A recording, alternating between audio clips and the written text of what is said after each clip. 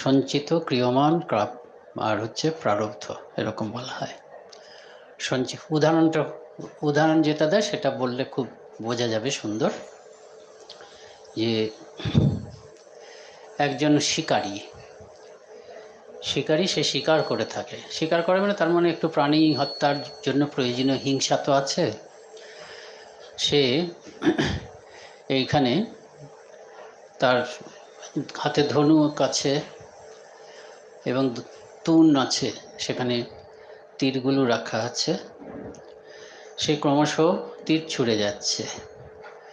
এমন সময় তার মন থেকে হিংসা যেন চলে গেল, অর্থাৎ আমি যেন ভগবান লাভ করে গেলাম, এটাই বলছে উদাহরণটা। তাহলে কি হচ্ছে, সে একটা তীর ছুঁড়বে বলে ধরেছিল, লাগিয়ে রেখেছিল ধনুকের মধ্যে, তীরটাকে ছুঁড়ব। আবার এখানেও অনেক তীর রয়েছে, সঞ্চিত তীর রয়েছে, এটা রয়েছে, এটা হচ্ছে ক্রিয়মান, এক্ষুনি মানে he is in action to throw arrows. তা সেটাকে ছুঁড়বে ভেবেছিল। যেই এই সময় তার মনের মধ্যে একেবারে হিংসা শূন্য হয়ে গেল, সঙ্গে সঙ্গে সে কী করলো, এই তীরটা, ধনুকের মধ্যে লাগানো তীরটাকে ফেলে দিল। এইখানে তীর ছিল তুনের মধ্যে, এটা হচ্ছে, এটাকেও ফেলে দিল। কিন্তু একটু আগে যেটা ছুঁড়ে দিয়েছে সেটা কিছু করতে পারবে না। সেটা তার কষ্ট হচ্ছে হয়তো, আহা তীরটাকে কেন ছুঁড়লাম, ওই হরিণগুলো রয়েছে, ওগুলো তো মরে যাবে, আহত হবে। কিন্তু যেগুলো সে ছুঁড়ে দিয়েছে সেগুলো কিন্তু তার আবার ফেরত আসার মানে নিয়ে আসার কোনো ক্ষমতা নেই। এটা হলো প্রারব্ধ কর্ম। তা প্রারব্ধ কর্মের ভোগ নাকি কাটানো যায় না, কিন্তু মা বলছেন যে হ্যাঁ, কাটানো যায়। একটা মতে হচ্ছে ভগবানই একমাত্র পারেন প্রারব্ধ কর্মের ভোগও কাটাতে। সেজন্য বলছেন অবতার কপাল মোচন। মা বলছেন তার নিজের কলম নিজেকে কাটতে হয়। তারপরে কি এরকম বলছেন, বা খুব সামান্যের উপর দিয়ে কাটিয়ে দেন। মায়ের কথাও বলতে হবে একই সঙ্গে, কেন মাও তো অবতার। শ্রীরামকৃষ্ণ যেমন, শুনতে পাচ্ছেন না?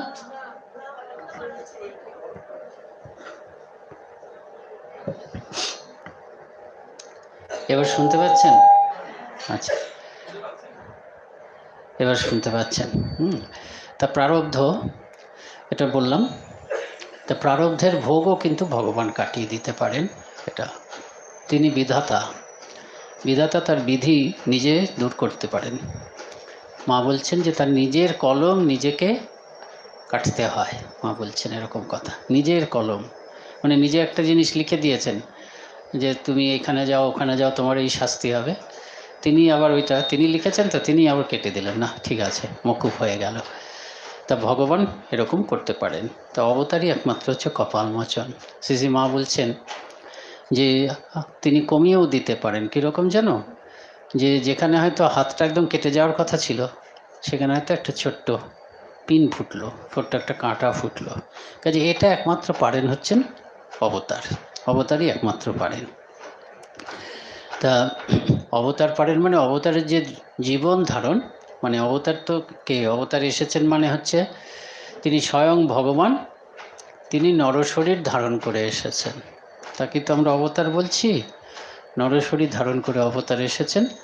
তা তিনি যে আসেন তার নিজের কোনো প্রয়োজন নেই, তা সত্ত্বেও তিনি আসেন। শুনতে পাচ্ছেন পেছন থেকে? আচ্ছা, তার নিজের,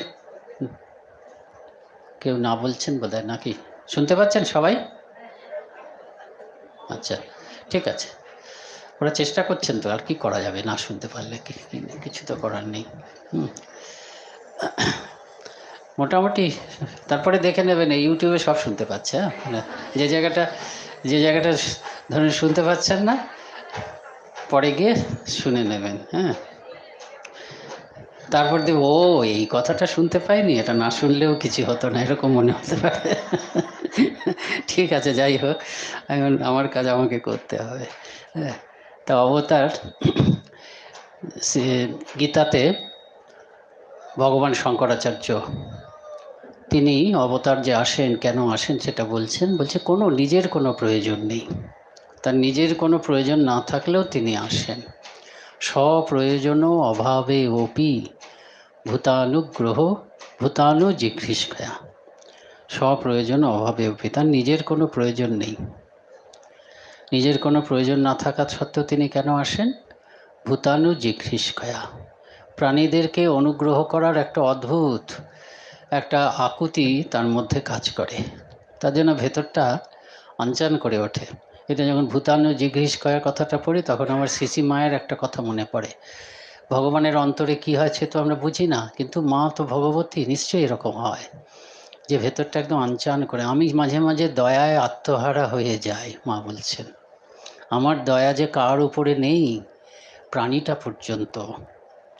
আমি মাঝে মাঝে দয়ায় আত্মহারা হয়ে যাই, ভুলে যাই যে আমি কে। ভগবানের মনের মধ্যে এই রকম আকুতি জাগে।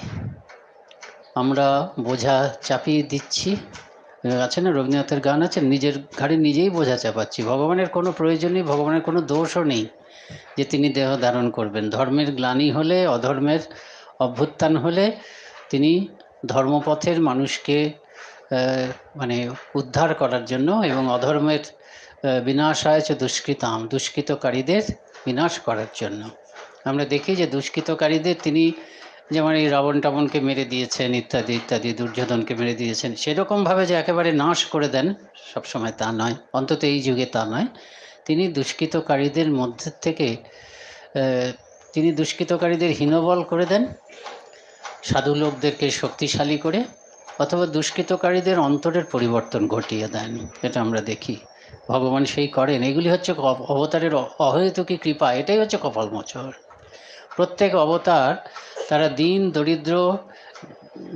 দরিদ্র না, সব থেকে হীনতম মানুষকে ত্রাণ করেন তারা।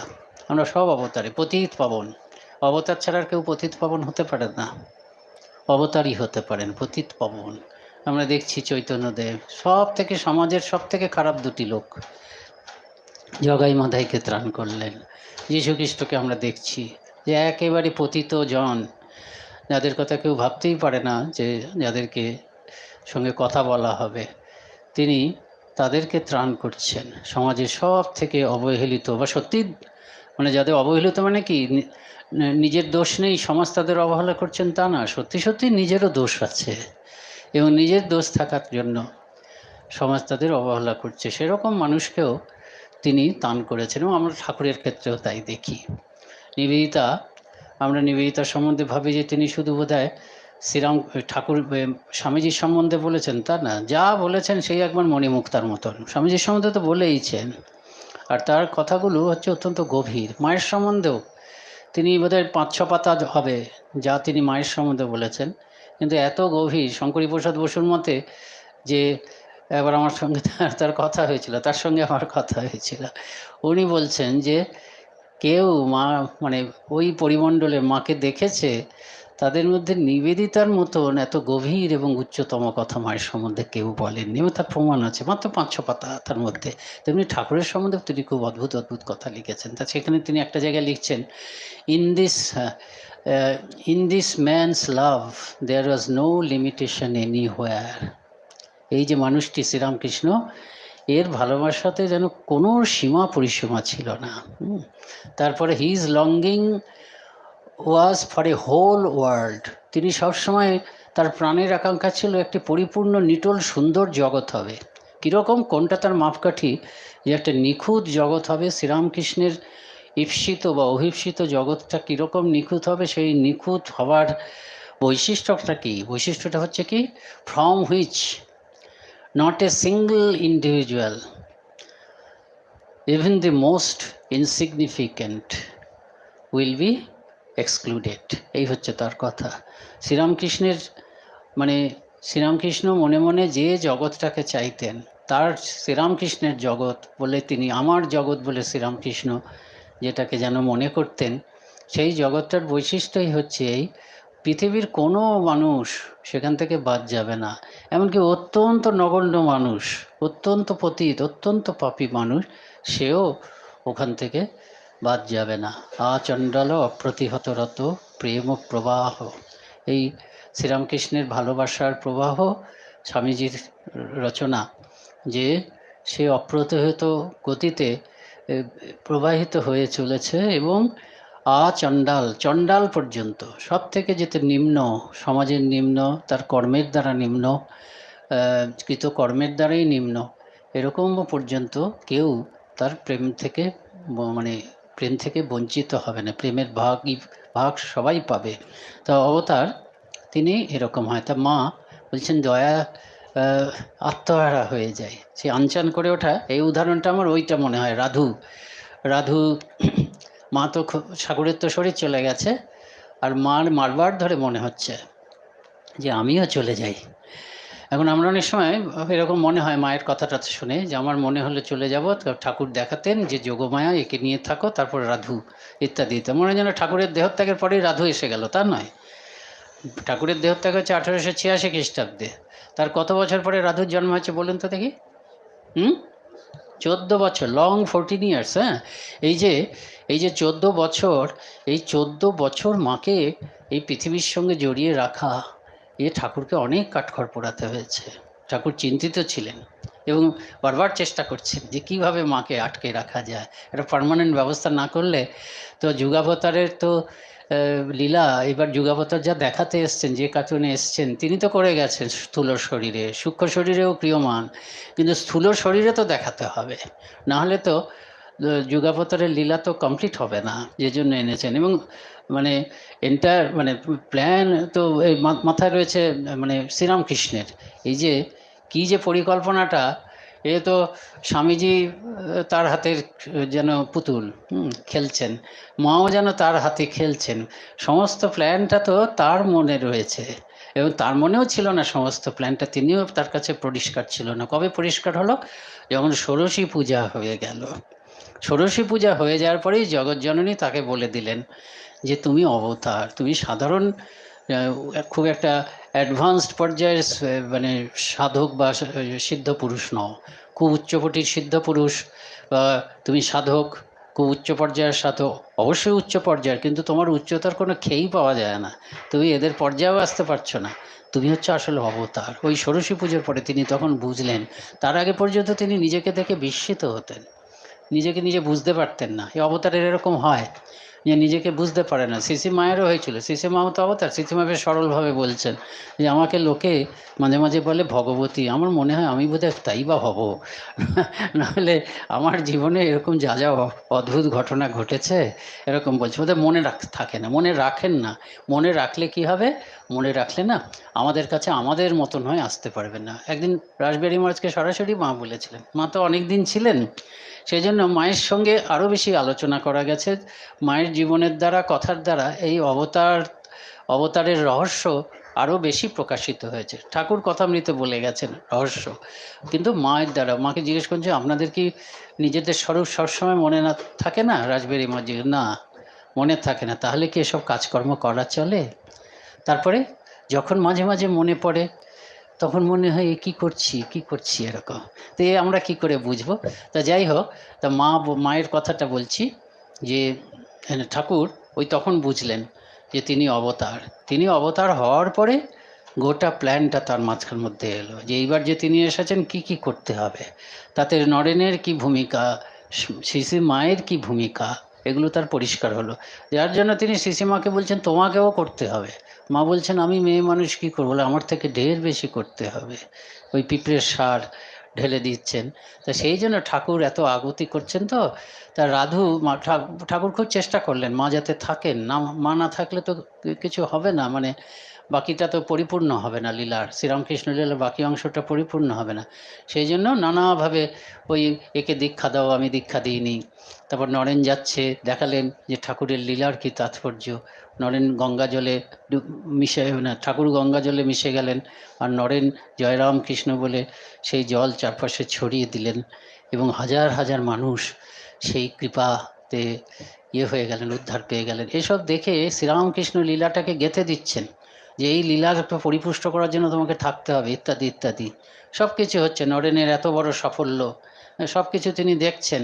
রামকৃষ্ণ সংঘ প্রতিষ্ঠিত হয়েছে, তবুও মাঝে মাঝে মনে হচ্ছে চলে যায়। তখন ঠাকুর কী করলেন? ওই রাধুকে পাঠিয়ে দিলেন, সুরবালার, অভয়ের স্ত্রী সুরবালা, পাগলি, মানে একে তো বাবা নেই, তারপরে মা পাগল হয়ে গেছে।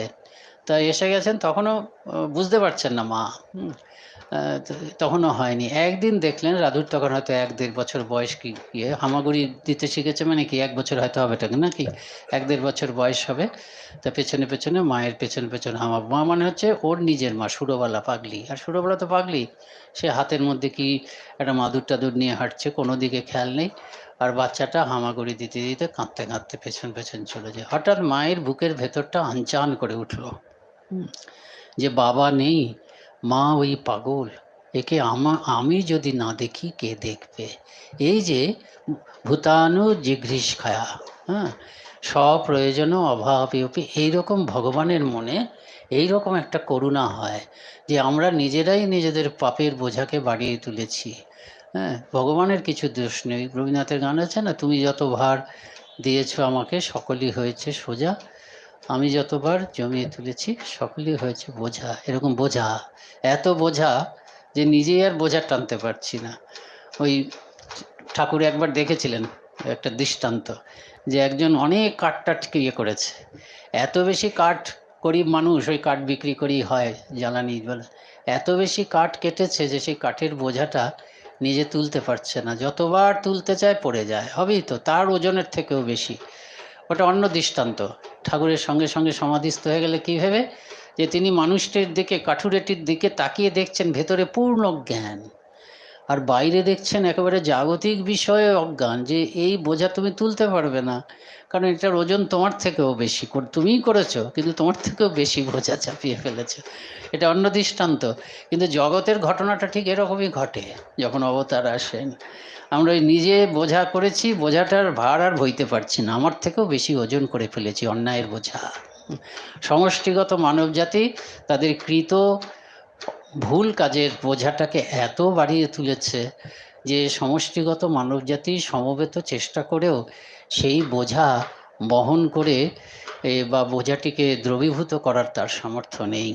তখন ভগবানের বুকের ভেতরটা এরকম আনচান করে ওঠে, যেমন ঠাকুরে, যেমন শ্রীশ্রীমা রাধুকে দেখে আনচান করে উঠেছিল, তখন তিনি নরদেহ ধারণ করে আসেন। এবং তার আগমনটাই তো এই যে আমাদের সমস্ত কর্মফল, সমস্ত দুষ্কৃতির বোঝা সেটিকে দূর করে যাওয়ার জন্য, যার জন্য ভগবান আশ্বাস দেন।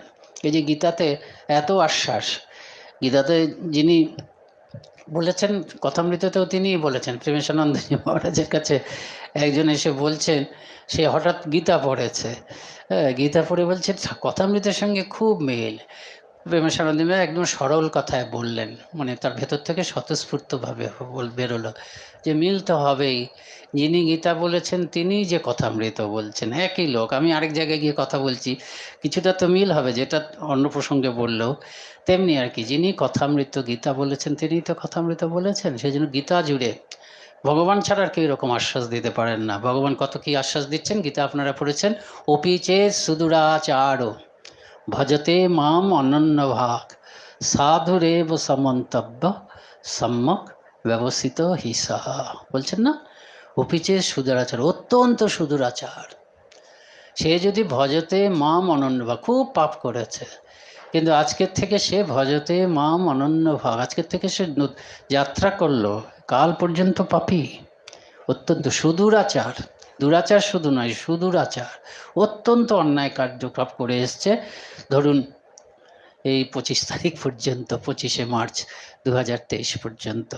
কিন্তু আজকের থেকে যদি ভজতে মা অনন্য ভাব, আজকের থেকে সে অনন্য মনে আমার ভজনা করতে চলছে। কি বললেন তারপরে, সাধুর এবং সমন্তব্য, আর তাকে তুমি দুরাচার বলতে পারবেন না।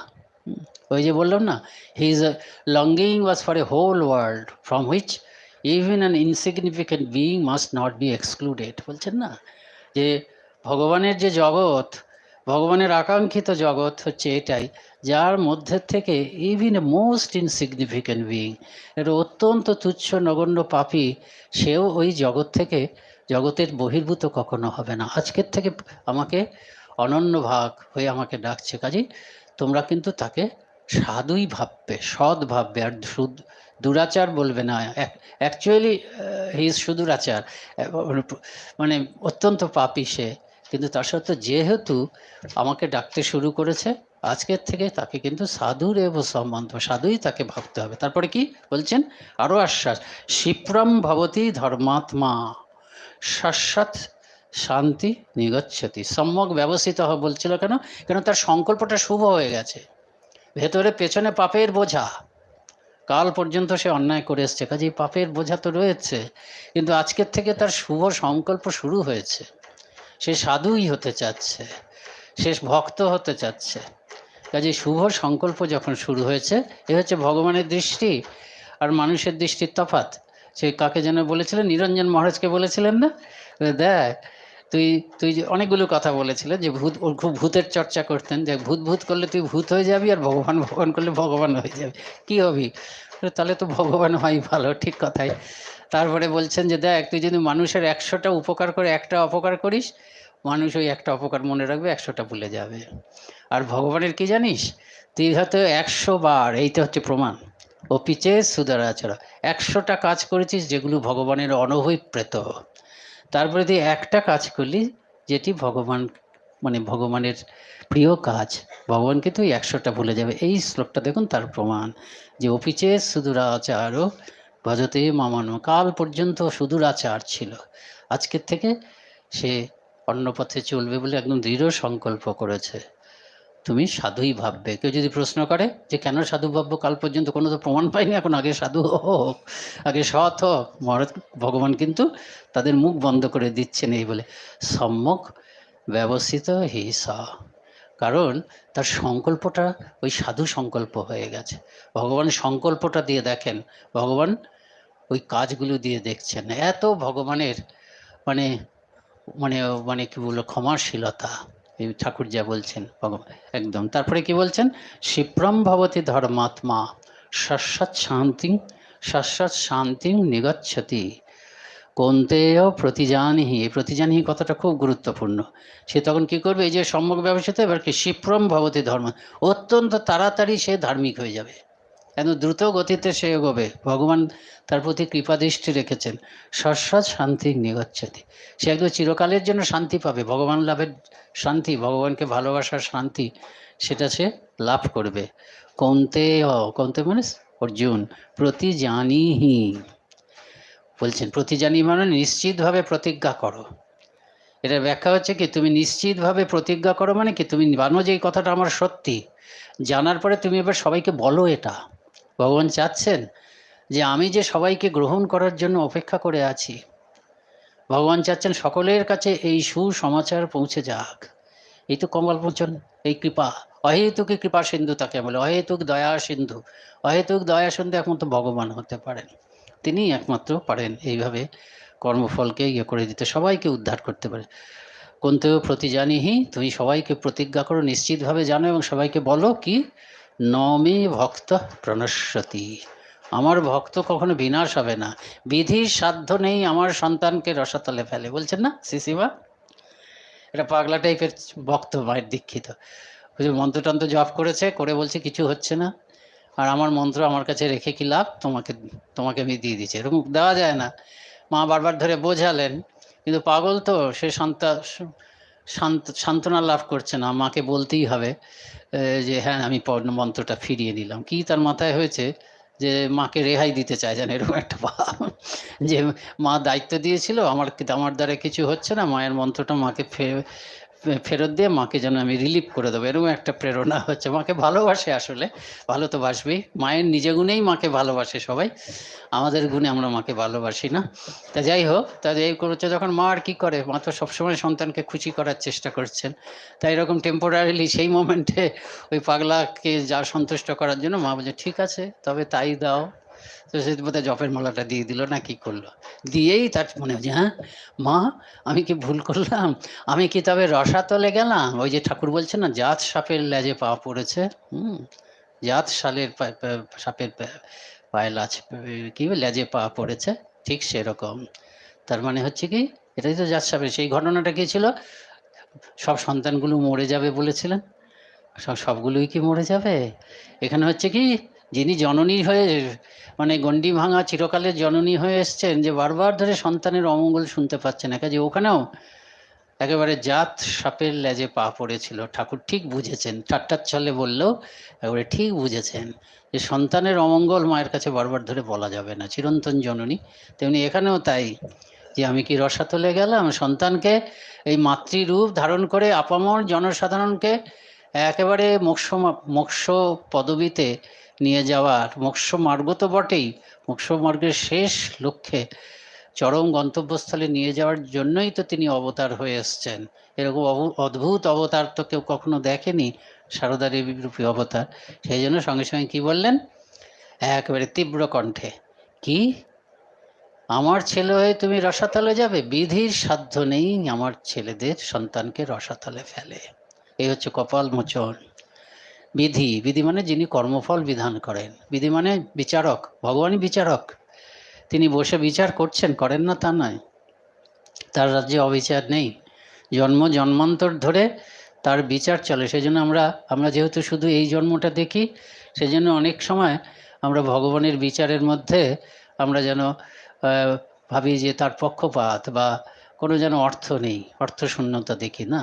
তার সংসারে সুবিচার ছাড়া কিছু নেই, কিন্তু সেই বিচারের মধ্যেও তিনি কলম কাটতে পারেন। ওই যে বলছেন না, কাটতে পারেন, তিনিই তো বিধাতা। তিনি ইচ্ছা করে তার যে খারাপ কর্মফল সেটাকে কেটে তাকে রক্ষা করতে পারেন। যেটা মা বলছেন যে তিনি নিজের কলম নিজে কাটেন। যেখানে তলোয়ারের কোপে হাতটা বা পাটাই কেটে যাওয়ার কথা ছিল, তিনি ইচ্ছা করে শুধু নিয়ম রক্ষার করার জন্য, কর্মফলের, কর্ম থাকলেই কর্মফল হবে, এই নিয়মটুকু রক্ষা করার জন্য তিনি হয়তো শুধু একটা কাঁটার আঁচড় কাটিয়ে তিনি সেটা থেকে উদ্ধার করেন। মা বললেন বিধির সাধ্য নেই যে আমার সন্তানকে ইয়ে করে, রসাতলে নিয়ে যায়। ঠাকুর সেই জন্য বলতেন আমি কর্মনাশা, বলতেন মাঝে মাঝে। এই আমি ফরাসডাঙ্গা। ফরাসডাঙ্গা মানে কি জানেন তো? এই যে চন্দননগর আছে, ফরাসডাঙ্গা, সেখানে সবাই পালাতে হবে। ওখানে তো ইংরেজের নিয়ম খাটবে না। এখানে কিছু অন্যায় টন্যায় করে ওখানে চলে গিয়ে লোকাতো। এমনকি শ্রী অরবিন্দ, হ্যাঁ, তিনিও নির্দেশ পেলেন, নিবেদিতা সাহায্য করলেন। ওরা এগুলো উল্লেখ করে না। অরবিন্দ আশ্রম, নিবেদিতা সব সময়, সেই সময় নিবেদিতা তার কিছুদিন তার কর্মযোগিন ইয়েটা মানে পত্রিকাটাও চালিয়েছেন। দেখানো যায় যে নিবেদিতারই রচনা। যাই হোক, তা চন্দননগরে চলে গেছিলেন, ফরাসডাঙ্গা, সেখানে ব্রিটিশ সরকারের নিয়ম মানা চলে না। তেমনি ঠাকুর বলছেন আমি ফরাসডাঙ্গা। ফরাসডাঙ্গা মানে কি, এই জগতে জন্মগ্রহণ করলে এখানে কার্য কারণের একটা নিয়ম আছে। কার্য এবং কারণ, সব কিছু হচ্ছে কার্য আছে, কার্যের পেছনে কারণ আছে, কারণ থেকে কার্য হচ্ছে, সেই কার্যটা আবার কারণ, আবার কার্য, এইভাবে জগৎটা চলছে। যেমন এই যে এই ভক্ত সম্মেলনটা হচ্ছে, মহারাজের মনে একদিন হলো যে অনেকদিন ভক্ত সম্মেলন আসেনি, বা আপনারা কেউ বলেছেন, ওটা হচ্ছে কারণে। এখন আপনারা কার্যটা দেখছেন। এটা আবার কারণ হয়ে যাবে। এটা কিসের কারণ হবে? এটা কারণ হবে যে এই ভক্ত সম্মেলনটা যেই হবে, আপনারা সব বিভিন্ন জায়গায় ফিরে যাচ্ছেন, আপনার এই যাওয়াটার কারণ হচ্ছে এই ভক্ত সম্মেলন। একটা ছোটো ভাই বলেন, প্রত্যেকটা কার্য পেছনে কারণ আছে, কার্যটা হচ্ছে ফল, কারণটা হচ্ছে বীজ। কারণ কার্য, আবার কারণটাও, এই কার্যটা আবার বীজ হয়ে গেল, এরকমভাবে চলছে। তারই জন্য হচ্ছে কর্মফল। কর্ম, তারপরে কর্মের একটা ফল, এটা আমরা দেখি। আপনারা এখানে আসবেন বলে বাড়ির থেকে বেরিয়েছিলেন, সেটা কর্ম। অনেকগুলো কর্ম একসঙ্গে মেলে তারপর একটা ফল হয় অনেক সময়। সকালবেলা উঠে মায়েরা যারা রান্না টান্না করেছেন, হয়তো না কি বাড়ির জন্য রান্না করেছেন, আপনাদের তো এখানে দুপুরে প্রসাদ দেবে, হ্যাঁ, কাজেই রান্না টান্না করেছেন, সেসব কাজগুলো করেছেন, চিন্তাভাবনা করেছেন আজকে আসবেন, সেই জন্য এসেছেন। একটা গাড়ি চলে গেল আপনার বাড়ির সামনে দিয়ে, ওটা হচ্ছে কার্য। কিন্তু যে লোকটা গাড়ি চালিয়ে গেল, সে হয়তো দুদিন আগে ভেবেছে এখান দিয়ে কোথাও যাবে। তেমনি প্রত্যেকটা কার্যের পেছনে কারণ আছে, কর্মের ফল। তো এই যে ফরাসডাঙ্গা বলছেন মানে কি, এখানে কোনো নিয়ম নেই।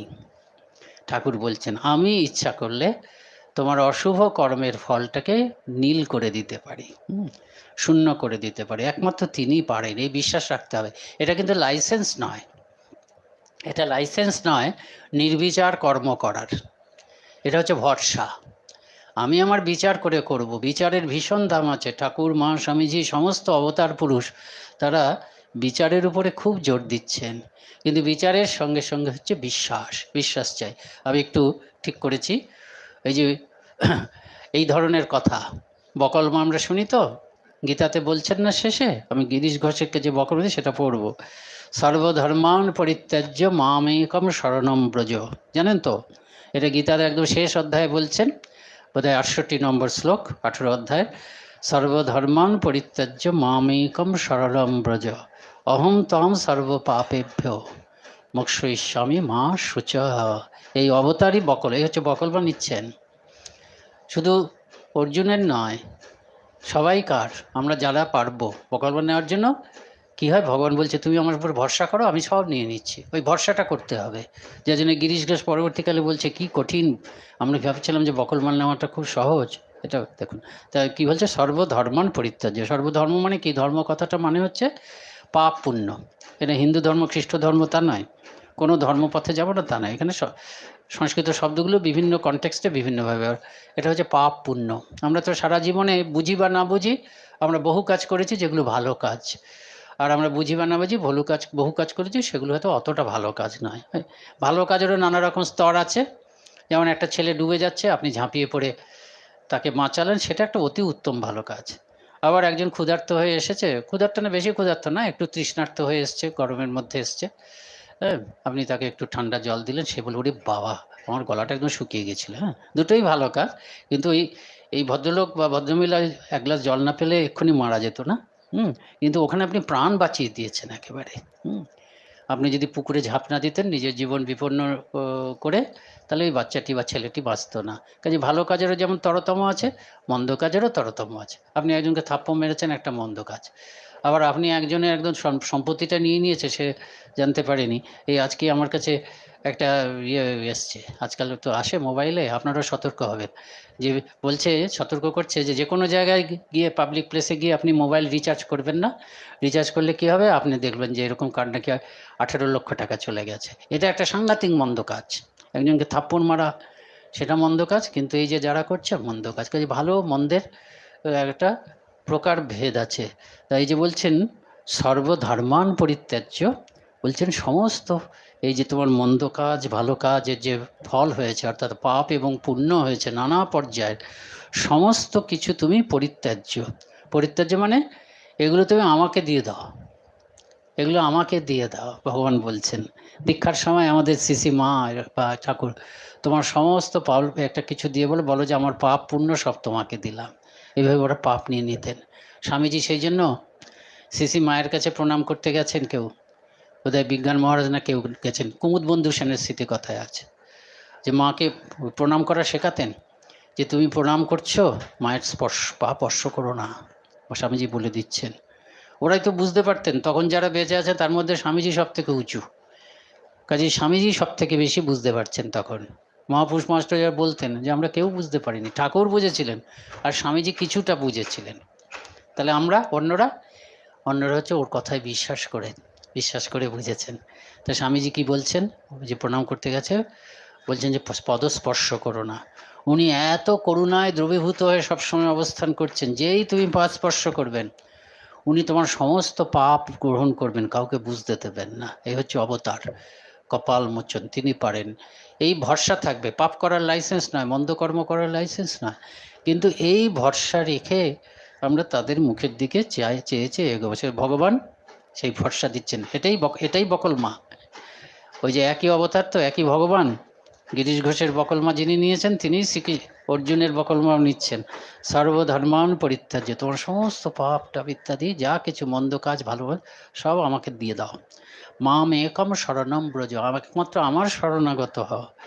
অহম ত্বাম সর্ব পাপেভ্য মোক্ষয়িষ্যামি, আমি তোমাকে সমস্ত পাপ থেকে রক্ষা করব। এই যে পরের পাপটার মানেটা কি, পরের পাপটার মানে হচ্ছে কি জানেন তো, ভালো কর্ম যে সকামভাবে করেছি সেটাও কিন্তু বন্ধন, আবার মন্দ কর্ম যেটা করেছি সকামভাবে সেটাও বন্ধন। কাজেই সকামভাবে আমি যে পাপ এবং পুণ্য করেছি তার বন্ধন, সেই বন্ধনটাকেই এইখানে আবার সিঙ্গেল এক্সপ্রেশন পাপ শব্দটির দ্বারা বোঝাচ্ছে। বলে আপনি তোমাকে সমস্ত মন্দ এবং ভালো কাজের সমস্ত বন্ধন থেকে তোমাকে আমি মুক্ত করে দেব। মা সূচক, একদম চিন্তা করো না, একদম মন খারাপ করো না, ভগবান এমন করুণার অবতার, মানে অবতার মানেই করুণার অবতার। ভূতানু জিঘ্রিষ্খয়া, তো বললাম তো, তাই না? শঙ্করাচার্য বলছেন আরেক অবতারের জীবনের রহস্য ব্যাখ্যা করছেন। ভূতানু জিঘ্রিষ্খয়া, প্রাণীদেরকে অনুগ্রহ করার জন্যই আসছেন। প্রাণটা তার আকুলি বিকুলি করে। আমার কিচ্ছু মেরিট নেই, আমার কিচ্ছু গুণ নেই, তা সত্ত্বেও ভগবান আমার জন্য ব্যাকুল হন। এমন দয়াল ঠাকুর, এসব গান টান আছে না, এমন দয়াল কোথায় আছেন, তাই না? দয়াল ঠাকুর ইত্যাদি। সেই একটা গান আছে অক্ষয় কুমার সেনের, সেই গানটা হচ্ছে সাধে কি রামকৃষ্ণে পুঁজি। আমরা যখন গোলপার্কে ছিলাম আমরা করতাম খুব, অনেক আগে, ছোটবেলায় বলা যায়, সাধু জীবনের ছোটবেলায়। সাধে কি রামকৃষ্ণে পুঁজি, সে যে আমার অকুল পাথার ভব নদীর করুণ মাঝি। শুধু শুধু কি রামকৃষ্ণকে পুঁজি। অক্ষয় কুমার সেনের রামকৃষ্ণ মহিমা বলে একটা বই আছে, সেটা শেষ হচ্ছে এই গানটা দিয়ে। সে যে আমার পরম সখা, নিজে খুঁজে দিলেন দেখা। তারপরে কথাটা কি, বুঝতে নারী বলতে নারী, সে ভজে নাকি আমি ভজি। এটা বলছেন যে সে যে আমার পরম সখা, নিজে খুঁজে দিলেন দেখা, নিজেই খুঁজে নিলেন আমাকে, আমি খুঁজিনি। এবং এখন বুঝতে পারি না যে আমি তাকে ভজনা করছি নাকি তিনি আমার ভজনা করছেন। এই তা আমি লোকের সন্ধির কাছে শুনতাম, একজন ওনারা দেখেছেন একজন সিনিয়র মহারাজ, তার নাম ছিল রাম মহারাজ, তার কথা বলতেন।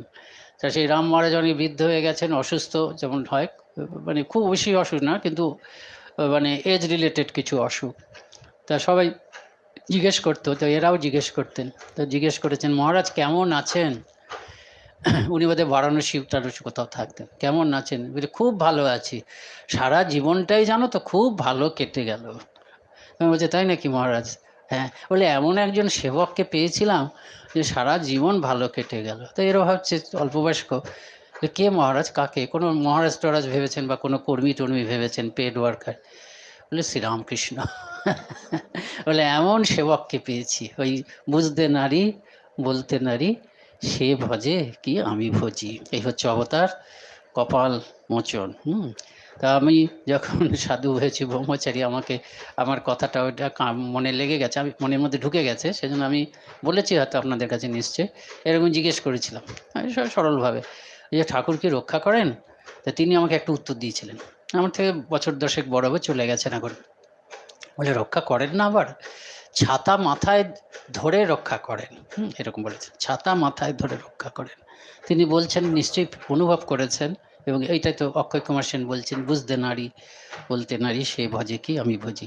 তা ওই বকলমা দেওয়াটা অংশটা পড়ি, বোধহয় সেটা করলেই আমার সময় কেটে যাবে। দেখা যাক কতক্ষণ, কখন শুরু করেছি। আচ্ছা পড়ি, হ্যাঁ, লীলা প্রসঙ্গ থেকে একটু পড়ছি।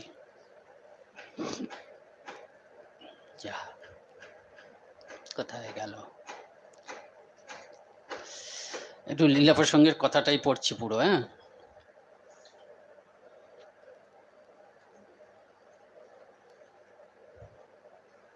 পড়ছি। বকলমা দেওয়া, বকলমা দেওয়া সহজ নয়, মহারাজ বলছেন শারদানন্দজি মা। আপাত দৃষ্টিতে মনে হয় বকলমা দেওয়াটা বড় সোজা কথা, দিলেই হইল আর কি। মানুষ প্রবৃত্তির দাস, ধর্মকর্ম করতে এসেও কেবল সুবিধাই খোঁজে। কিরূপে এদিক ওদিক সংসার সুখ ও ভগবানের আনন্দ দুটোই পেতে পারে, কেবল তাই দেখতে থাকে। আমাদের সেটাই ইচ্ছা করে, শর্টকাট দুটোই যদি হয় ভালো হয়।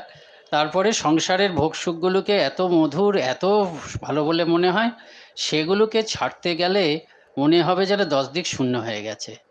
সেজন্য আধ্যাত্মিক জগতে বকলমা দেওয়া চলে শুনেই মনটা একেবারে আনন্দে লাফিয়ে ওঠে। আর তো কোনো চিন্তা নেই, দিয়ে দেবো, ভগবানের কাজ ভগবান করবে আর আমার কাজ আমার করব। এইটাই ভাবছেন। আমি চুরি, জুয়াচুরি, বাটপারি, যা ইচ্ছা তাই করতে পারি, যতটা পারি সংসার সুখ উপভোগ করি। আর এই সব তো রয়েছেন শ্রী চৈতন্য, যিশু, শ্রীরামকৃষ্ণ, এরা তো রয়েইছেন, কারণ পরকালটায় এরা রয়েইছে। দাঁড়ান, আমার এখানে করাতে গোলমাল হয়ে যাচ্ছে। আচ্ছা, এরা তো আছে, এরা এসে আমার ভার নেবে। বা যীশুখ্রিস্ট, এরা রয়েছে, এরা কি করবে, যে এরা আমাকে সব কিছু ঠিক করে দেবে। যিশু, ভগবান, চৈতন্য প্রভৃতি মহাপুরুষদের আমরা দেখি যে তারা এরকম কাউকে কাউকে অভয় দিয়েছেন। সাধারণ গুরুর ঐরূপ করিবার সামর্থ্য বা অধিকার নয়। সাধারণ গুরুরা কেউ এরকম বকলমা দিতে পারে না, এই যে সর্বধর্মান পরিত্যাজ্য, এটা বলতে পারে না। সাধারণ গুরু বা সাধুরা মন্ত্রতন্ত্র বা ক্রিয়াবিশেষ যাহার দ্বারা তারা নিজে আধ্যাত্মিক উন্নতি লাভ করেছেন তাহাই বড়জোর অপরকে বলে দিতে পারেন। নিজে যে পথে সাধন করেছেন সেটা বলতে পারেন, বড়জোর বলতে পারেন। ঠাকুরকে ডাকো, আমরা যেমন বলি, আমরা ঠিকই বলি, হ্যাঁ, আপনার অনেক সময় আপনি বললেই হবে, আমরা বললে হবে না, কেন আমরা অবতার না। হ্যাঁ, আমরা বলি ঠাকুরকে বলো, বলুন, মাকে বলুন, হ্যাঁ, সেটা আমরা ঠিক কথা বলি, কেন ওরা রয়েছেন, ওরাই করছেন। আপনারা যে আমাদের কাছে এসছেন, ওরা জানেন যে ওদের কাছেই গেছেন, ওদের কাছেই, সেখানে ওই ভগবানের দিকে গাইড করে দেওয়াটাই ঠিক। আর সেজন্য সাধারণ গুরুরা কী পারে, যে নিজে যেটা করেছেন সেটাই অন্যকে বলে দিতে পারেন, অথবা পবিত্রভাবে নিজ জীবন যাপন করিয়া লোককে পবিত্রতার দিকে আকৃষ্ট করতে পারেন। এই নিজে পবিত্রভাবে জীবনযাপন করেছেন, বললেন তুমিও পবিত্রভাবে জীবনযাপন করো, এবং আমরা সেটা তাদের দ্বারা অনুপ্রাণিত হই। কেন? তিনি তো একটা দৃষ্টান্ত, এই এর থেকে কিন্তু বেশি নয়। তিনি সব কিছু করে দিতে পারবেন না। এই সব কিছু করে দেওয়া, একেবারে কর্মবন্ধন, কর্মভোগ, একেবারে ভাগ্যটাকে, জীবনটাকে একদম পাল্টে দেওয়া, সেটা কিন্তু একমাত্র অবতার বা ঈশ্বরের কৃপাতে হবে, মানে এখনো হচ্ছে। সেজন্য আমাদের সঙ্গে আমরা কি করি, যে সচ্চিদানন্দই গুরু, ভগবানই গুরু, সবসময়ই তাই, কোনো মানুষ গুরু নয়। গুরু মহারাজ জি কি জয়, অনেকে কেউ ভুল করে ভাবে যে তার নিজের নিজের গুরু দেবে না। আমরা যখন গুরু মহারাজ জি কি জয় বলি, শ্রীরামকৃষ্ণের জয় দিই, এটাই হওয়া উচিত। কিন্তু নানা বন্ধনে জড়ীভূত হইয়া মানুষ যখন একেবারে অসহায় অবস্থায় উপস্থিত হয়, যখন এইরূপ করো বলিলে সে হতাশ হইয়া বলিয়া ওঠে, আপনি তো বলছেন এইরূপ করো, কিন্তু করিব কি রূপে, করিবার সামর্থ্য আপনি দিন তবে করব। এরকম তো হয় মানুষের, যে আমরা বলছি যে এরকম করো, এরকম করলে হবে, এরকম একটা অবস্থা হয়। মানুষ ভুল করতে করতে বা মানুষ পরিস্থিতির চাপে পড়তে অসহায়, সবাই উপদেশ দেয়, কিন্তু সেই উপদেশটা ধারণ করার মতনও তার মানসিক মানে স্থৈর্য নেই। তোমার দুষ্কৃতির, আচ্ছা, না হলে আমাকে আমাকে নিজে নিজে নিজেকে সাহায্য করা কঠিন। আপনি তো বলছেন যে তুমি এরকম করো, বলছেন তো, কিন্তু সেরকম করার শক্তি কোথায়? সেই শক্তিটাও আপনি দিন, তাহলে আমি পড়ি, নাহলে আমি নিজে নিজেকে সাহায্য করতে পারছি না। তোমার দুষ্কৃতির সকল ভার লইলাম, আমি তোমার হইয়া ওই সকলের ফল ভোগ করিব, এ কথা মানবকে মানবের বলা ও তদ্রূপ করা সাধ্যাতীত। এটা কেউ বলতে পারে না যে তুমি আমাকে তোমার সব ভার দাও, অহং তাম সর্ব পাপেভ্যো মোক্ষয়িষ্যামি, তোমার সমস্ত পাপের ভার নিলাম, এরকম কোনো মানুষ গুরু কোনো মানুষকে যদি বলে, মাও সন্তানকে বলতে পারে না। মায়ের ভালোবাসা তো কোনো শেষ নেই সন্তানের জন্য, প্রাণ দিয়ে দিতে পারে, কিন্তু মা সন্তানের যে মানে সুখ দুঃখের দায়িত্ব নিতে পারে না, ভবিষ্যৎ জীবনের দায়িত্ব নিতে পারে না, সেটা সম্ভব না। সেটা কে করে? মানব হৃদয়ে ধর্মের ঐরূপ গ্লানি উপস্থিত হলেই কৃপায় শ্রী ভগবান অবতীর্ণ হন এবং তাহার হইয়া ফলভোগ করিয়া তাহাকে সেই বন্ধনের আবর্ত হইতে উদ্ধার করেন। এই সমষ্টিগতভাবে মানব সমাজ তারা এরকম করছে, অন্যায় করতে করতে ওই যে নিজের দুষ্কর্মের বোঝা এত বেশি হয়ে গেছে, বহন করতে পারছে না, তখন তাদের অন্তরাত্মার থেকে যে আর্তনাদ, অসহায় অবস্থার থেকে যে আর্তনাদ হয়, ভগবান সেটা বুঝতে পারে। তখন তিনি কি করেন? সেই বন্ধনের আবর্ত থেকে উদ্ধার করার জন্য তিনি অবতার হন। কিন্তু ঐরূপ করিলেও তিনি তাহাকে একেবারে রেহাই দেন না, শিক্ষার নিমিত্ত তাহাকে দিয়া কিছু না কিছু করাইয়া লন। এইটাই হচ্ছে কথা, একেবারে কিছু করতে হবে না তা নয়। ঠাকুর বলছেন তাদের কৃপায় মানবের 10 জন্মের ভোগটা এক জন্মে হয়ে যায়। এই হচ্ছে অবতারের কপাল মোচন, যে 10 জন্মের ভোগটা এক জন্মে হয়ে গেছে। আমরা বুঝতেও পারছি না যে আমরা এই যুগে এসেছি, এই যুগে এসে ঠাকুরের ভাবে ভালো লেগেছে, এই ভাব অনুযায়ী আমরা চলছি, ঠাকুরের ভাবে মন্ত্র দীক্ষা নিয়েছি, এর ফলে যে আমরা কত জন্ম পার হয়ে গেলাম সেটা আমরা বুঝতে পারছি না। সিসি মা বলতেন যে মলয়ের বাতাস বইছে, তাই না? মলয়ের বাতাস বইছে মানে ঠাকুর এসেছেন, সেই জন্য মলয়ের বাতাস বইছেন। তিনিও এসেছেন, উভয় মিলে এসেছেন, উভয় মিলেই অবতার, আদ্যাশক্তির অবতার বলা হয়। আদ্যাশক্তির খেলাতে অবতারের অবতার লীলা, শ্রী ঠাকুর বলছেন। অর্থাৎ ঠাকুরের মধ্যে দিয়ে যে শক্তি কাজ করছে সে তিনিও আদ্যাশক্তি, আবার আদ্যাশক্তির ঘনীভূত রূপ যিনি শ্রী মা, তার মধ্যে দিয়ে যে শক্তি আমাদের জন্য কাজ করছে তিনিই আদ্যাশক্তি, এক শক্তি। এই ঠাকুর এবং মায়ের মধ্য দিয়ে কাজ করছেন এবং তারা আমাদেরকে উদ্ধার করার জন্য এসেছেন। আর ওই যে বলছেন না একটু কিছু করিয়ে নেন, সেটা গিরিশ ঘোষের জীবন থেকে শারদানন্দজি মহারাজ খুব সুন্দর বলেছেন লীলা প্রসঙ্গে। গিরিশ ঘোষের ঘটনাটা কি ছিল সেটা তো আপনারা জানেন, যে সকাল সন্ধ্যায় সব কমিয়ে কমিয়ে দিচ্ছেন, যে সকাল সন্ধ্যায় একবার আমার স্মরণ করো। প্রথমে বললেন বোধহয় সকালে এবং সন্ধ্যায় একটু বসে নাম করো, বলে সেটা তো কি করে পারবো। গিরিশ ঘোষ খুব চুপ করে আছেন, মনে কষ্ট হচ্ছে, বলবেন কি করে। বলছেন সকাল আর সন্ধ্যায় যে আমি কিভাবে থাকবো তার কোনো ঠিক নেই। তারপরে বলছে তাহলে আমার নাম করো, বলে কি করে করব ভাবছেন মনে মনে, খালি আমাকে একটু স্মরণ করো, আমার নামটা একটু স্মরণ করো সকাল সন্ধ্যায়, আমাকে একটু স্মরণ করো। তুমি গিরিশ ঘোষ বলছে আমি যেভাবে দিন কাটাই, আমি বলে দিনের মধ্যে দুবার স্মরণ করো। বলছে আমি হয়তো মামলার কথা ভাবছি, মামলার কথা ভাবতে ভাবতে সময় চলে যায়, আমি স্মরণ করবো যে কথা দেবো কি করে। একদিন দুদিন হয়তো স্মরণ করব, কিন্তু ওনাকে যে কথা দেবো আমার তো নিজের উপর ভরসা নেই। গুরুকে কথা দেবো, কথা দিয়ে যদি মানতে না পারি সে তো আরও ভয়ঙ্কর অপরাধ। তিনি চুপ করে আছেন, আবার মনে মনে লজ্জাও পাচ্ছেন, নিজেকে খুব হীন মনে হচ্ছে যে ইনি সব কিছু, কত লোককে কত সাধন ভজন করতে বলেন, কত সাধন ভজন করার প্রয়োজন হয়, ইনি একেবারে সব কিছু সহজ করে দিলেন যে শুধু আমাকে স্মরণ করো দুবেলা, এবং সেটাও আমি করতে পারছি না বলে চুপ করে আছেন। তখন ঠাকুর বুঝতে পেরেছেন অর্ধবাহ্য দশায়, অর্ধবাহ্য দশায় গিয়েই তিনি তার মধ্যে দিয়ে বিশুদ্ধ মানে একেবারে মানে দেবভাবটা প্রকাশ পেত। অবতার তো মানবভাব দেবভাব দুটোই থাকে, একেবারে দেবভাবে পৌঁছে তিনি এই বিরাট বিরাট মহাবাণীগুলো দিতেন। শিবজ্ঞানে জীবের সেবা সব জায়গায় দেবেন, অর্ধবাহ্য দশা ভাবাবিষ্ট হয়ে বলছেন। তা ভাবাবিষ্ট হয়ে গেলেন, বলে তো ঠিক আছে তবে আমাকে বকল মা দাও। এই গিরিশ ঘোষের এটা একদম ঠিক মন মতো হলো। বাহ, তিনি ওই রকম ভাবলেন, ওই যে শারদানন্দজি যেমন বোঝানোর জন্য বললেন আমি এখন যা খুশি করি না কেন উনি তো আছেন, এটাই ভেবে মুক্তি পেলাম।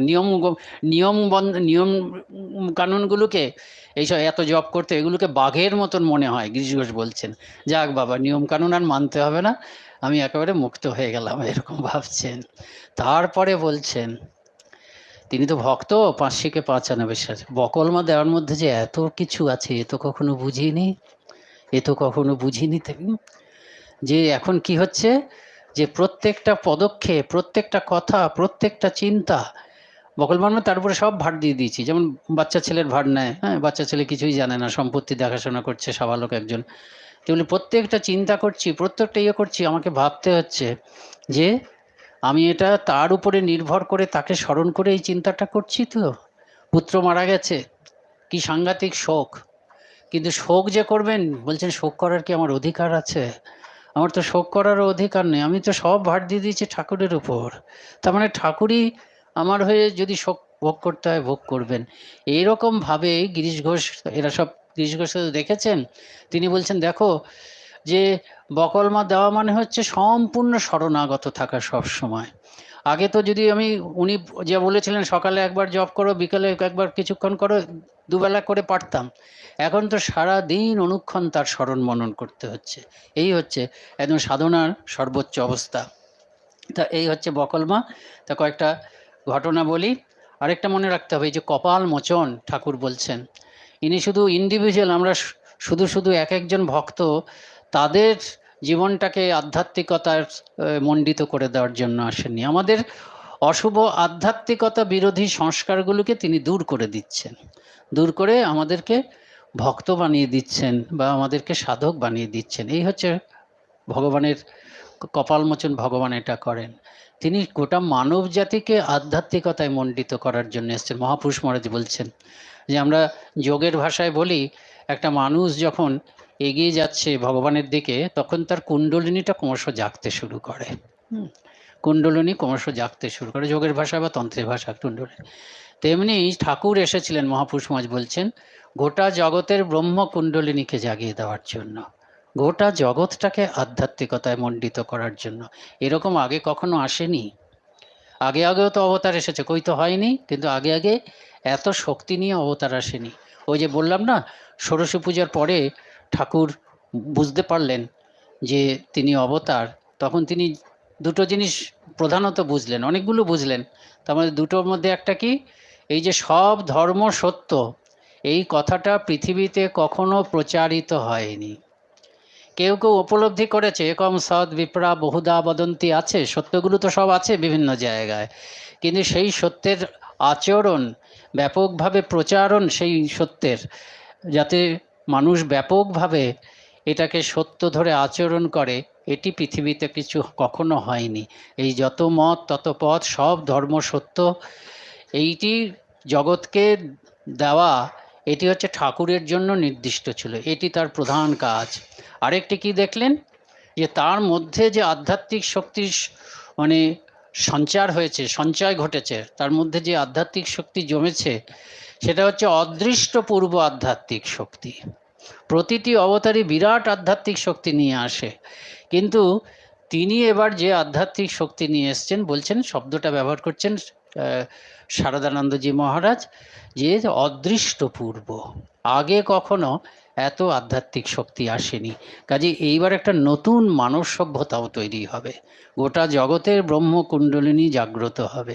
জগতের বাইরে থেকে পাল্টাবে না, এই বিজ্ঞান প্রযুক্তি, যেমন রামকৃষ্ণ মিশন, বাইরের থেকে তো আধুনিক যা কিছু হচ্ছে, এই সেবা প্রতিষ্ঠানে নতুন যে কোনো মেশিন বেরোচ্ছে, নিয়ে আসা হচ্ছে, সারা জগৎ এগিয়ে যাচ্ছে চিকিৎসাবিদ্যায়। আমরাও প্রাণপণ চেষ্টা করছি যে চিকিৎসা বিজ্ঞানের ক্ষেত্রে আমরাও নিজেদেরকে আপডেটেড রাখার, তেমনি সব ক্ষেত্রে আমরা নিজেদেরকে আপডেটেড রাখার চেষ্টা করছি, আমরা এগোচ্ছি জগতের সঙ্গে পাল্লা দিয়ে। কিন্তু সেই সঙ্গে আধ্যাত্মিকতা আমাদের ভর কেন্দ্র, আমাদের সেন্টার অফ গ্র্যাভিটি হচ্ছে রামকৃষ্ণ সংঘের জীবনের সেন্টার অফ গ্র্যাভিটি, কিন্তু আধ্যাত্মিকতা, ভগবানই একমাত্র সত্য, জগৎ জুড়ে ভগবানেরই খেলা। জড় জগতের জড় বুদ্ধিতে যে মানুষ, জড়ভূমিতে মানুষের যে আমরা প্রগতি দেখছি, কর্মচাঞ্চল্য দেখছি, তার মধ্যেও সেই ঐশী শক্তির খেলা। আবার আধ্যাত্মিক ক্ষেত্রে আমরা যে মানুষের যে প্রয়াস দেখছি, তার মধ্যেও সেই ঐশী শক্তির খেলা। আমাদের দৃষ্টিভঙ্গিটাই অন্য, আমাদের দৃষ্টিভঙ্গিটা হচ্ছে ভগবান ভগবান ভগবান, ভগবানের খেলা, ভগবানের লীলা, ভগবানের শক্তি সারা জগৎ জুড়ে কাজ করছে, আমার ব্যক্তিগত জীবনে, আমাদের সংঘের জীবনে, আপনাদের জীবনে এবং গোটা মানবজাতির সমষ্টিগত জীবনে। এই রকম একটি দৃষ্টিভঙ্গি প্রত্যেকটি মানুষের থাকবে, সেটি আনার জন্য এবার ভগবান এসেছিলেন, অবতার এসেছিলেন, এবং সেটি তিনি করবেন। এবং দু একটা এই ছোট ছোট ক্ষেত্রে এদের যে কীরকম কৃপা, সেগুলো বলি। এবং এই কৃপার মানেটা কি আবার বলি। কৃপার মানে হচ্ছে এত বড় একটা ভরসা থাকবে যে তিনি সব করতে পারেন। ঠাকুরের পক্ষে কিছু মানে ঠাকুর মায়ের পক্ষে অসাধ্য কিছু নেই। অপিচেত সুদূরাচার, আমি যতই অধম হই না কেন, আমাকে সর্বোচ্চ সম্পদ দিতে পারেন তিনি, আমাকে একেবারে মহাপুরুষ করে দিতে পারেন তিনি। একেবারে ওই বলছেন না যে যোগী যখন এগিয়ে চলে, ঠাকুর কথামৃতে বলছেন, যোগী তখন, আধ্যাত্মিক যোগী যখন এগিয়ে চলছে, তখন সে নিজের দিকে তাকে অবাক হয়ে যায়, মাঝে মাঝে বলে একই, মানে নিজের ভেতরে এত সম্পদ দেখে তিনি অবাক হয়ে বলে যে একই। রঙ্গনাথানন্দজি তিনি এই স্বামীজির এই কথাটা বলতেন, খুব উদ্ধৃত করতেন, যে teach everyone his real nature, call upon the sleeping soul and see how it awakes. যে প্রত্যেককে তুমি গিয়ে বলো যে তোমার মধ্যে সেই পূর্ণ ব্রহ্ম ভগবান রয়েছেন, পরমাত্মা রয়েছেন। Call upon the sleeping soul, ভেতরের এই ঘুমন্ত পরমাত্মাকে, ঘুমন্ত ভগবানকে ডাকতে থাকো, ডাকলেই তিনি জাগবেন, আমরা ডাকি না বলে জাগে না। এবং যখন ডাকছেন সেই জেগে ওঠার প্রসেসটাকে, call upon the sleeping soul and see how it awakes, নিজের দিকে তাকিয়ে দেখো কিভাবে তুমি কি ছিলে, কি হচ্ছে, ভগবান কিভাবে যাচ্ছে। এবং যখন জাগবে তুমি কি দেখবে, যে মহাপুরুষদের গুণাবলী তোমার মধ্যে আসছে, যে গুণাবলীগুলোর কথা তুমি মহাপুরুষদের জীবনে দেখেছো বা জীবনীতে পড়েছো, তুমি দেখবে তোমার মধ্যে আসছে। Glory will come, power will come, purity will come, everything that is noble and excellent will come, when their sleeping soul is roused to self-conscious activity। বলছেন সমস্ত মহান গুণাবলী আসবে, পবিত্রতা আসবে, যা কিছু মহান এবং মহৎ গুণ সব কিছু তোমার মধ্যে আসবে যখন তুমি সচেতনভাবে সক্রিয় হয়ে নিজের ভেতরের সেই ঘুমন্ত ভগবানকে জাগিয়ে তোলার চেষ্টা করবে। অর্থাৎ মহাপুরুষদের গুণাবলী তোমার মধ্যে আসবে, তুমি তখন কি বলবে, ওই একই একই করে উঠবে। তা যাই হোক, এই হচ্ছে অবতার। অবতার এইভাবে আমাদের বন্ধন মুক্ত করে। এবং স্বামীজির কথাটাও বলি যে অবতার আসলে কি হয়, এই অবতারই হচ্ছে আসল গুরু, সেটাও একটু বলি। তারপরে একটা দুটো, একটাই বেশি বলার সময় নেই, আপনারা জানেন যদিও, সেটা বলি। স্বামীজির কথাটা একটু বলি। সরি, এখানে সব আজকালকার দিন তো। স্বামীজি ভক্তিযোগ আছে, স্বামীজি সেখানে গুরুর কথা বলছেন যে গুরুর মধ্যে সব থেকে বড় গুরু হচ্ছে অবতার গুরু। বলছেন higher and nobler than all ordinary gurus are another set of teachers. এইসব যেসব গুরুদের কাছে আমরা জগতে দেখি তারাও মহান গুরু দরকার, তাদের থেকেও আরেকজন আছে, তারা কি হচ্ছে দি অবতারস অফ ঈশ্বর। এই ঈশ্বরের যে অবতার তারা, they can transmit spirituality with a touch, even with a mere wish. এরকম শুধুমাত্র স্পর্শ করবে, স্পর্শেরও দরকার হবে না, সে চাইবে কুণ্ডলিনী জেগে উঠবে। মহাপুরুষ মহারাজাদের হয়েছে, ঠাকুর তাকিয়েছেন দূর থেকে ভেতর থেকে জেগে উঠেছে। ঠাকুর মনে মনে ইচ্ছা করেছেন অন্য জায়গায় তাদের, এই হচ্ছে অবতার পারেন, অবতার সব কিছু করতে পারেন। The lowest and the most degraded characters become in 1 second saints at their command. অপিচে সুদূরাচার, সব থেকে নিচু, সব থেকে পতিত যে চরিত্র, তারাও 1 সেকেন্ডে, 1 মুহূর্তে তারা সেন্ট হয়ে যাবে, একেবারে শান্ত হয়ে যাবে যদি তারা চান। They are the teachers of all teachers, তারা হচ্ছে সমস্ত গুরুর গুরু। The highest manifestation of god through man, মানুষের মধ্যে ভগবানের সর্বোচ্চ, মানবরূপী ভগবানদের মধ্যে তারা হচ্ছে সর্বোচ্চ। We cannot see god except through them, অবতারের মাধ্যমে ছাড়া আমরা ভগবানকে দেখতে পারি না। We cannot help worshipping them, আমরা অবতারকে পুজো না করে কখনো পারি, সে রাম হোক, কৃষ্ণ হোক, চৈতন্য হোক, শ্রীরামকৃষ্ণ হোক। যখন অবতার আসবে তখন হচ্ছে ভক্তির হাটবাজার, ভক্তি প্রেমের হাটবাজার। এই অবতার আসা মানে হচ্ছে আমাদের মহা সৌভাগ্য। And indeed they are the only ones whom we are bound to worship. কাজে পুজো যদি করতে হয় এই অবতারদেরই পুজো করতে হবে। এবং শ্রীরামকৃষ্ণ কি বলতেন সেটাও স্বামীজি বলছেন যে যখন এরকম বিরাট আধ্যাত্মিকতার স্রোত আসে, অবতার আসলে এরকম আধ্যাত্মিকতার স্রোত আসে, তখন কী হয়, স্বামীজি ইংরেজিতে বলছেন, all the little brooks and reaches become full. সমস্ত ওই খাল বিল যারা আছে সব কিছু পরিপূর্ণ হয়ে যায়, without any effort or consciousness on their own part. আমরা হচ্ছে খাল বিল মতন। অবতার এসেছে মানে কি, আমাদের বিশেষ প্রায় চেষ্টা করতে হবে না, আমরা আধ্যাত্মিকতায় পরিপূর্ণ হয়ে যাব, সামান্য একটু করতে হচ্ছে। ওই যে বলছেন না যে 10 জন্মের ভোগ কাটিয়ে দিচ্ছেন, তা এইরকম অবতার সেই জন্য করুণা করতে পারে, বদ্ধ জীবনের উদ্ধার করতে পারে। দুটি ঘটনা বলে, একটি ঠাকুরের আর একটি মায়ের কথা বলি। রসিক ম্যাথর, রসিত ম্যাথর, বিশুদ্ধানন্দজি বলছেন যে বিশুদ্ধানন্দজির স্মৃতিকথা আছে, শিবুদাদার স্মৃতিকথা আছে। তো ঠাকুর একদিন মন্দিরে টন্দিরে যেতে পারতো না, ঠাকুর ঝাউতলা থেকে আসছেন, তখন একদিন সাষ্টাঙ্গ প্রণাম, যে আমার কি হবে। ঠাকুর ভাবাবিষ্ট হয়ে গেলেন, তোমার সব হবে, শেষকালে তোমার দেখবে সব হয়ে যাবে।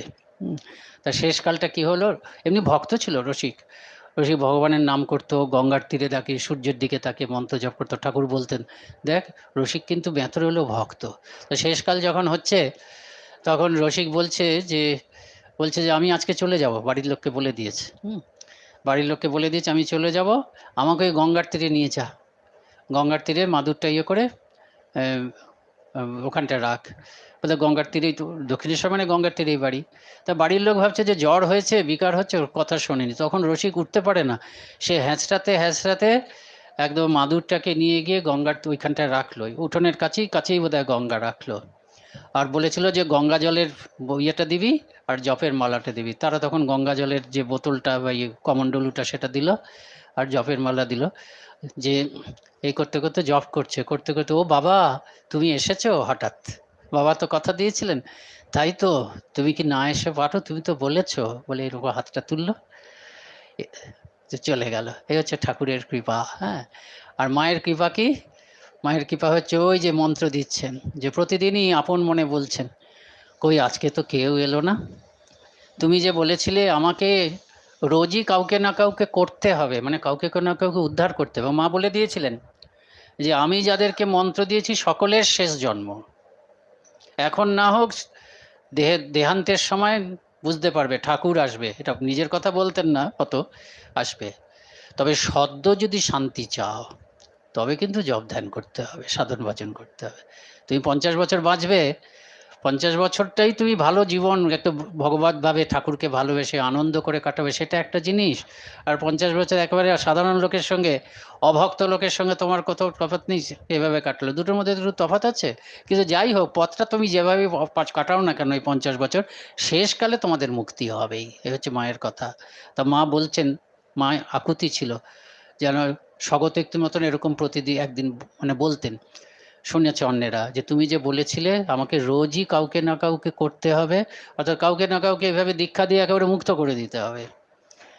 তখন দেখা যেত যে তার এই আকুতি শুনে সত্যি সত্যি কেউ না কেউ হাজির হতো। একদিনই 3 জন এসছে, সেই 3 জনের একদম সারদা লীলায় একদম তারা, রামকৃষ্ণ সারদা লীলায় তাদের নাম অক্ষুণ্ণ রয়ে গেছে, মানে নাম নয় তাদের ঘটনা। তারা 3 জন, তারা প্রথমে শারদানন্দজির কাছে গেছেন, ওরাও তো অন্তর্যামী, ওরা তাকে বুঝেছে যে দীক্ষা দেওয়া চলবে না, এতই তাদের কুকর্ম। হ্যাঁ, তখন বোধহয় মহাপুরুষ মহারাজ, রাজা মহারাজজি সকলের কাছে সবাই দেখেছে, শিউরে উঠেছে, না না বাবা আমরা দীক্ষা দিতে পারবো না। তারপর খুব করে চেপে ধরেছে বোধহয়, রাজা মহারাজজি কি ভাবলেন যে ঠিক আছে, একটা চিঠি লিখে দিলেন মাকে, মা যদি দেন তো দেবেন, এরকম ভাবলেন যে মা ছাড়া আর কেউ পারবে না, এই দিয়েছেন।